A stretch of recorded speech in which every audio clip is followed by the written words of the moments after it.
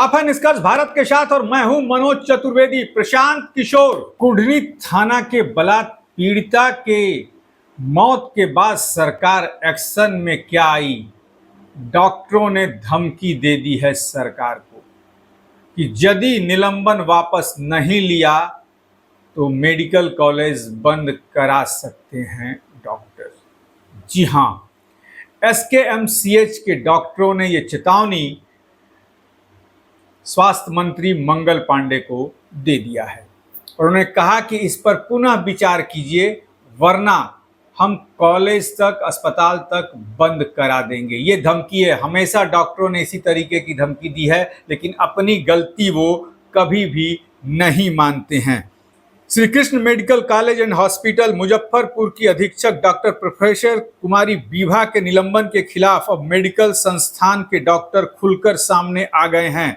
आज संस्थान में डॉक्टरों की एक आपात बैठक हुई, जिससे सरकार से इस निर्णय पर पुनः विचार की अपील की है। डॉक्टरों ने साफ कहा है कि यदि निलंबन वापस नहीं लिया गया तो एसकेएमसीएच को बंद करने का निर्णय लिया जा सकता है। बता दें आपको कि कुढ़नी रेप पीड़िता के इलाज के दौरान पटना रेफर करने की प्रक्रिया को लेकर सरकार ने डॉक्टर विभा को 4 जून 25 को निलंबित कर दिया था, जबकि वह इस पद पर 8 मार्च 2024 से कार्यरत थी। आईएमए के पूर्व जिलाध्यक्ष डॉक्टर संजय कुमार ने सरकार की जल्दबाजी पर सवाल उठाते हुए कहा है कि सरकार ने कल ही इस मामले के लिए जांच की कमेटी गठित की थी, लेकिन जांच रिपोर्ट आने के पहले ही अधीक्षक को सस्पेंड कर दिया गया है। यह न केवल अन्यायपूर्ण है, बल्कि डॉक्टरों के मनोबल को तोड़ने वाला भी है। उन्होंने यह भी दावा किया कि पीड़िता जब भर्ती हुई थी तब उनकी हालत 30% स्टेबल थी। इलाज के बाद जब उसे पटना रेफर किया गया तब वह 90% स्टेबल हो चुकी थी। इलाज में कोई कोताही नहीं बरती गई थी और हर गाइडलाइन का पालन हुआ।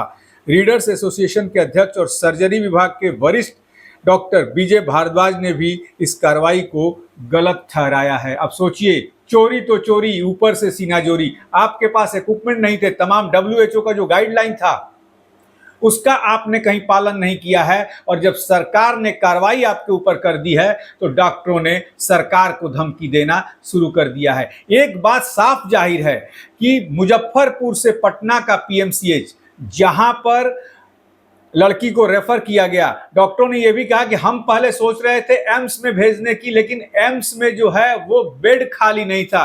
भाई, एम्स में इतना बड़ा ट्रॉमा सेंटर है कि क्यों बेड खाली वहां नहीं होगा? तो ये डॉक्टरों की मिलीभगत कहीं ना कहीं से लगती है। जो ये स्वास्थ्य माफिया हैं, हेल्थ माफिया जो हैं, ये कभी अपनी गलती स्वीकार नहीं करते हैं।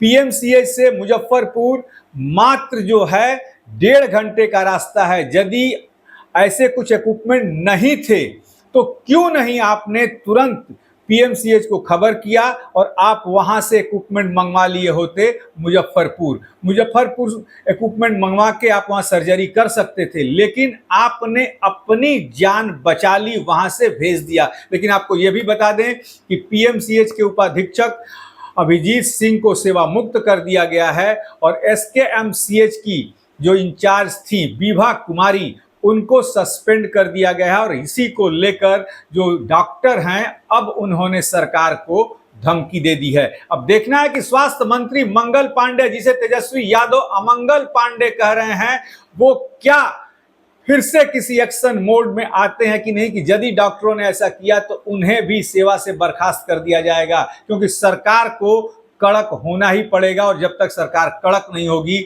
ये जो स्वास्थ्य माफिया हैं, अस्पताल माफिया हैं, इनकी इसी तरीके से मनमानी चलती रहेगी।